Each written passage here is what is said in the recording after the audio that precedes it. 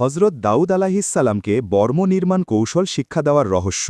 তাফসিরে ইবনে কাসিরে বর্ণিত আছে হজরত দাউদাত তার রাজত্বকালে ছদ্মবেশে বাজারে ভ্রমণ করতেন এবং বিভিন্ন দিক থেকে আগত লোকদের জিজ্ঞাসা করতেন যে দাউদ কেমন লোক তার রাজত্বে ইনসাফ ও সুবিচার প্রতিষ্ঠিত ছিল সব মানুষ সুখে শান্তিতে দিনাতিপাত করত রাষ্ট্রের বিরুদ্ধে কারও কোনো অভিযোগ ছিল না তাই যাকেই প্রশ্ন করা হতো সেই হজরত দাউদ আহের প্রশংসা গুণকীর্তন ন্যায় বিচারের কারণে কৃতজ্ঞতা প্রকাশ করত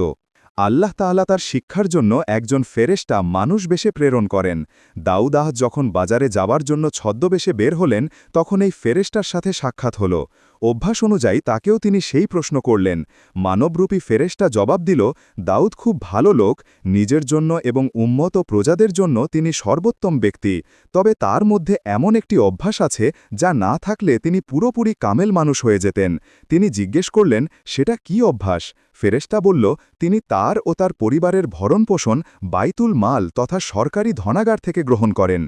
কথা শুনে হজরত দাউদাত আল্লাহ তাআলার কাছে কাকুতি মিনতি ও দোয়া করতে থাকেন তিনি বলেন হে আল্লাহ আমাকে এমন কোনো হস্তশিল্প শিক্ষা দিন যার পারিশ্রমিক দ্বারা আমি নিজে ও পরিবারের ভরণপোষণ চালাতে পারি এবং জনগণের সেবা ও রাজকার্য বিনা পারিশ্রমিকে আঞ্জাম দিতে সক্ষম হই আল্লাহ তাআলা তার দোয়া কবুল করেন এবং তাকে বর্ম নির্মাণ কৌশল শিখিয়ে দিলেন রসুল সুলভ সম্মানস্বরূপ তার জন্য লোহাকে মোমের মতো নরম করে দেওয়া হল যাতে কাজটি সহজ হয় এবং অল্প সময়ে জীবিকা উপার্জন করে তিনি অবশিষ্ট সময় ইবাদত ও রাজকার্যে নিজেকে নিয়োজিত করতে পারেন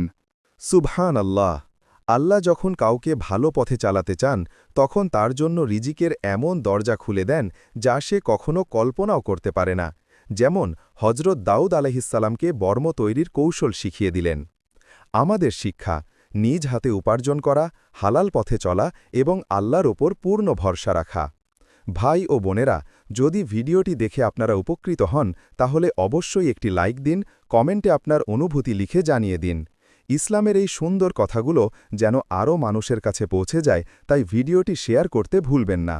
আর নতুন হলে আমাদের চ্যানেলটি সাবস্ক্রাইব করে পাশে থাকুন সামনে আরও হৃদয় ছোঁয়া ইসলামী গল্প নসিহা ও শিক্ষামূলক ভিডিও নিয়ে হাজির হব ইনশাআল্লাহ আসসালামু আলাইকুম ওয়া রাহমাতুল্লাহি ওয়া বারাকাতুহু